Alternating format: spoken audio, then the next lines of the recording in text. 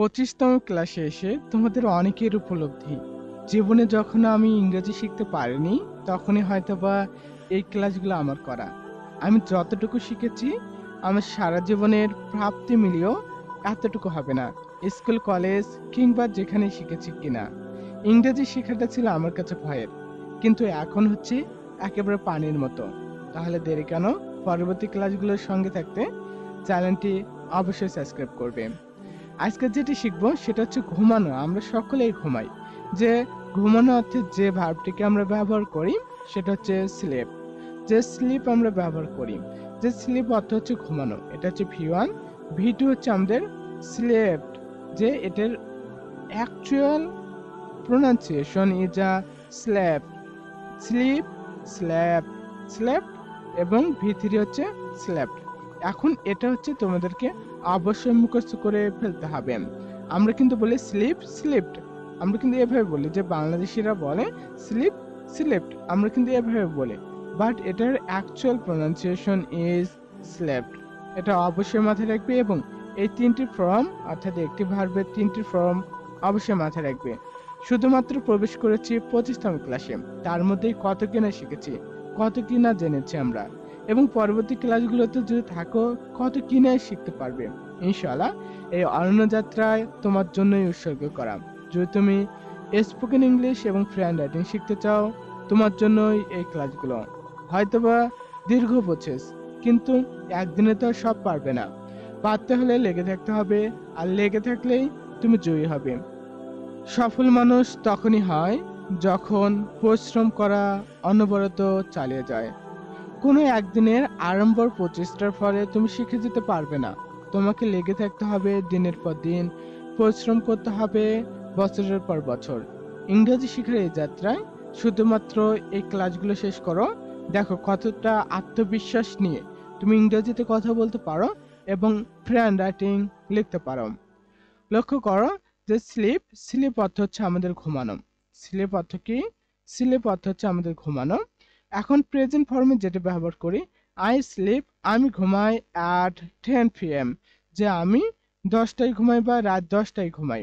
যে এখানে যদি আমি যুক্ত করে দেই যে আমি রাত 10টায় ঘুমাই, যে আই স্লিপ অ্যাট 10 PM, আমি সকাল 10টায় ঘুমাই, সরি রাত 10টায় ঘুমাই। এখন লক্ষ্য করো, তুমি বলতে পারো হ্যাঁ এখানে আমি তো আর 10টায় ঘুমাই না, আমি 12টায় ঘুমাই। হ্যাঁ, তুমি 12 বসিয়ে দাও না, তুমি বসাও যে আই স্লিপ অ্যাট 12 PM।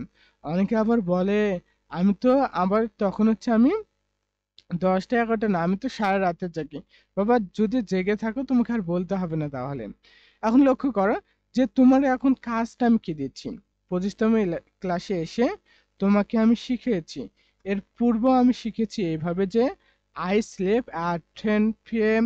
এর যে সেন্টেন্স রয়েছে এটাই থাক, শুধু তুমি পরিবর্তন করো সাবজেক্টটাকে। আয়ের পরিবর্তে ইউকে বসিয়ে দাও, আয়ের পরিবর্তে শুধু ইউকে বসিয়ে দাও। ইউ স্লিপ অ্যাট 10 PM, যে তুমি রাত 10টায় ঘুমাও। এরপরে যে কাজটি করবে, যে এরপরে তুমি বসিয়ে দাও হচ্ছে ইয়ে, আয়ের পরিবর্তে দেখে বসিয়ে দাও যে স্লিপ অ্যাট 10 PM, যে তারা 10টায় ঘুমায় বা রাত 10টায় ঘুমায়। এরপরে আবারও বলেছি উইকে বসিয়ে দাও তুমি, যে উই স্লিপ অ্যাট 10 PM, যে আমরা সকাল, সরি আমরা রাত 10টায় ঘুমাই বা আমরা 10টায় ঘুমাই। এইগুলো হচ্ছে তোমার কাজ, সেন্টেন্স ঠিক রেখে শুধু সাবজেক্ট পজিশনে সাবজেক্টটাকে পরিবর্তন করে দেওয়া। এই পরিবর্তনের মাধ্যমে দেখতে পারবে ইংরেজি শেখার এই অনন্য যাত্রায় নতুনভাবে তুমি উপভোগ করতে পারবে। এখন দেখো এটা গেল হচ্ছে প্রেজেন্ট টেন্সে। এখন আমরা পাস্ট টেন্সে দেখব, যে আমরা পাস্ট টেন্সে দেখব স্লেপ্ট, যে আমরা বলি স্লিপড আর এটা হচ্ছে উচ্চারণ হবে স্ল্যাপ্ট। আই স্লেপ্ট আর্লি ইয়েস্টারডে, আমি গতকাল তাড়াতাড়ি ঘুমিয়েছিলাম। আই স্লেপ্ট আর্লি, আমি তাড়াতাড়ি ঘুমিয়েছিলাম ইয়েস্টারডে, গতকাল। এখন তোমার কাজ হচ্ছে এই জায়গাটুকুতে শুধু সাবজেক্টটুকুকে তুমি পরিবর্তন করে দেবে। কাকে পরিবর্তন করবে? শুধু সাবজেক্টকে তুমি এখানে পরিবর্তন করবে। আয়ের পরিবর্তে ইউ দিবে। ইউ স্লেপ্ট আর্লি, তুমি গতকাল তাড়াতাড়ি ঘুমিয়েছিলে, অর্থাৎ তুমি তাড়াতাড়ি ঘুমিয়েছিলে ইয়েস্টারডে, গতকাল।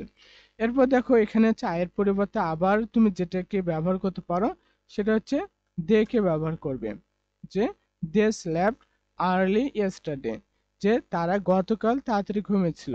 আবার এখানে আয়ের পরিবর্তে উইকে দিবে, উই স্লেপ্ট আর্লি ইয়েস্টারডে, যে আমরা গতকাল তাড়াতাড়ি ঘুমিয়েছিলাম।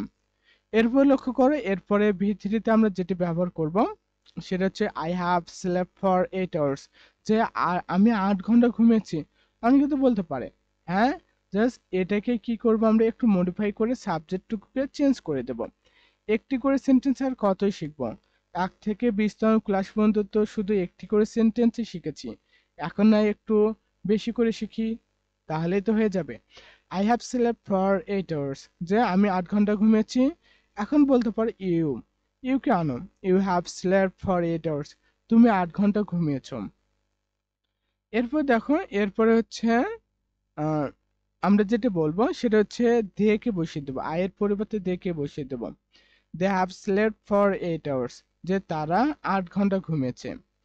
এরপরে দেখো, এরপর হচ্ছে আয়ের পরিবর্তে আবার আমরা এখানে উইকে দেব, we have slapped for 8 hours, যে আমরা 8 ঘন্টা ঘুমিয়েছি। জাস্ট এইভাবেই এই শেখার যাত্রাটাকে অন্য উচ্চতায় নিয়ে যাও। এবং কতটুকু শিখতে পারলে অবশ্যই কমেন্টে জানাবে, এবং চ্যানেলটি সাবস্ক্রাইব করতে কখনোই ভুলবে না।